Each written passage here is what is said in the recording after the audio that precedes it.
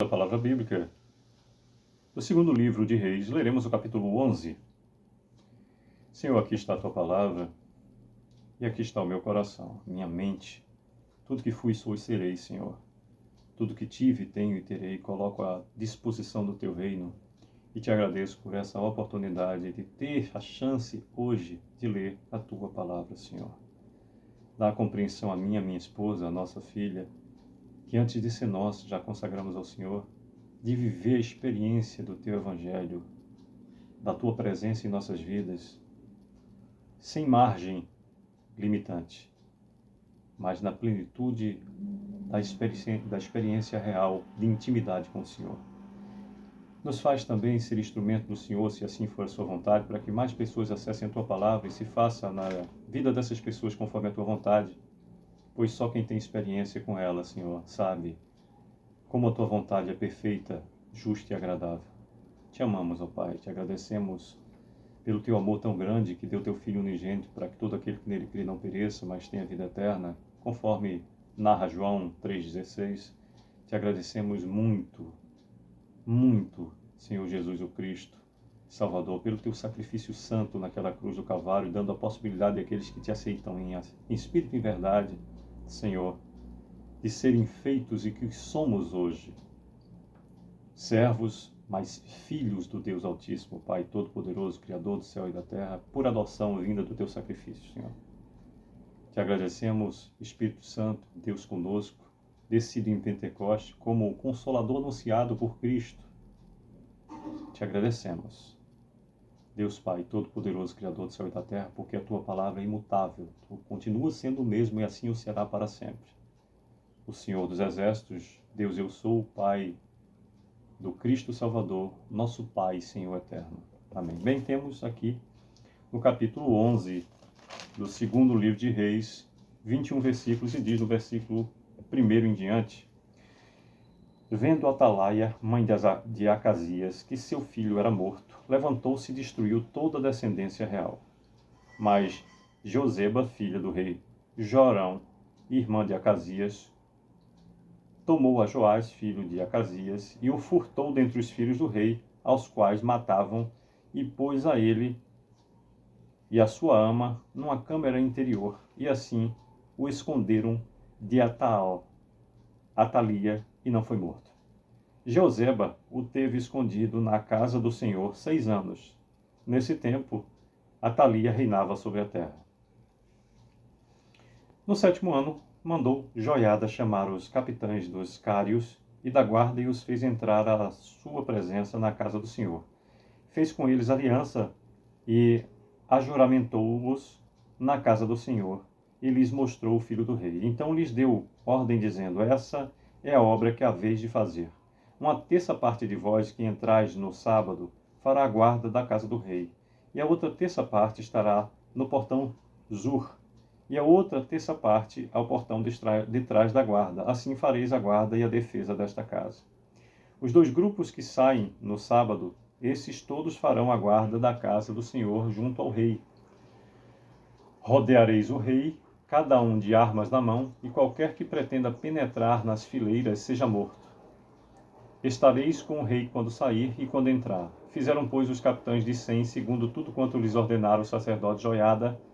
Tomaram cada um os seus homens, tanto os que entravam como os que saíam no sábado, e vieram ao sacerdote Joiada. O sacerdote entregou aos capitães de 100 as lanças e os escudos que haviam sido do rei Davi, estavam na casa do Senhor. Os da guarda se puseram cada um de armas na mão, desde o lado direito da casa real até o lado esquerdo, e até o altar e até o templo, para rodear o rei. Então Joiada fez sair o filho do rei, pôs-lhe a coroa e lhe deu o livro do testemunho. Eles o constituíram rei e o ungiram, e bateram palmas e gritaram: Viva o rei! Ouvindo Atalia o clamor da guarda e do povo, veio para onde este se achava na casa do Senhor. Olhou, e eis que o rei estava junto à coluna, segundo o costume, e os capitães e os tocadores de trombetas junto ao rei, e todo o povo da terra se alegrava e se tocavam trombetas. Então Atalia rasgou os seus vestidos e clamou: Traição, traição! Porém o sacerdote Joiada deu ordens aos capitães que comandavam as tropas e disse-lhes: Fazei-a sair por entre as fileiras. Se alguém a seguir, matai-o à espada. Porque o sacerdote tinha dito: Não a matem na casa do Senhor. Lançaram mão dela, e ela, pelo caminho da entrada dos cavalos, foi à casa do rei, onde a mataram. Joiada fez aliança entre o Senhor e o rei e o povo, para serem eles o povo do Senhor, como também entre o rei e o povo.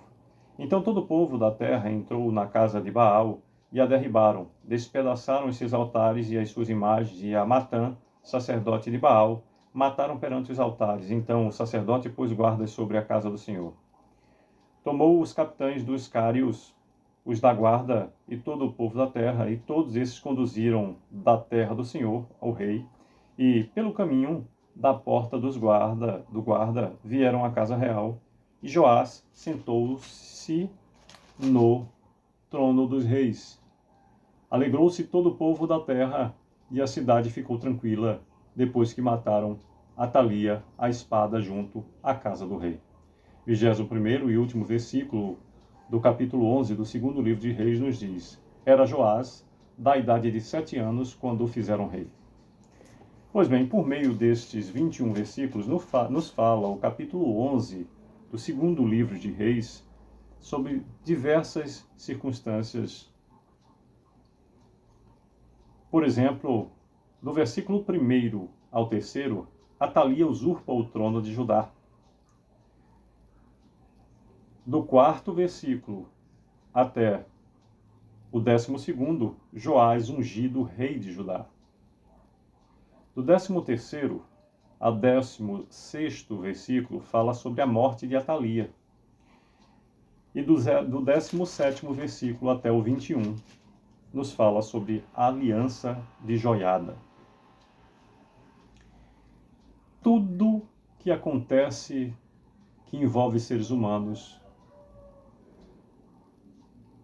permite que existam sentimentos bons ou ruins. Quando alguém usurpa aquilo que não é seu, boa parte das vezes vem por um desejo exacerbado do que o outro tem.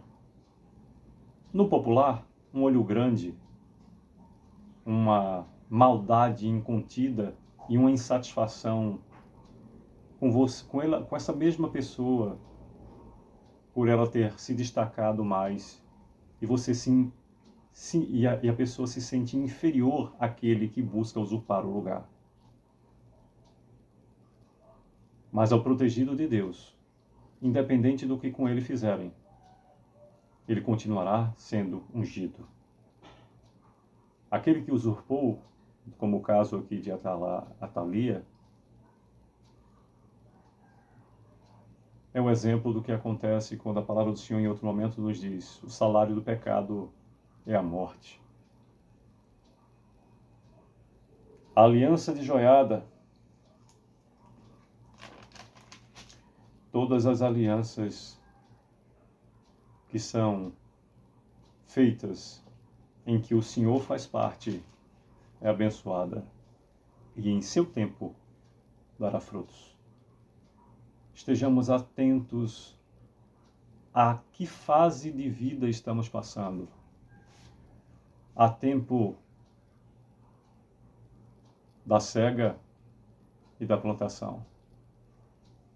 E no ato do prosperar, há sempre o preparo da terra, há sempre o agir com a semente, há sempre o depósito na terra.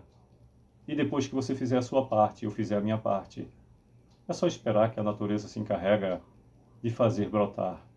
Lembrando que para que uma árvore maravilhosa surja e dê frutos, é necessário que a semente morra, seja rasgada ao meio para fazer brotar aquilo que um dia será agente de muito fruto. Sucesso e Deus nos abençoe.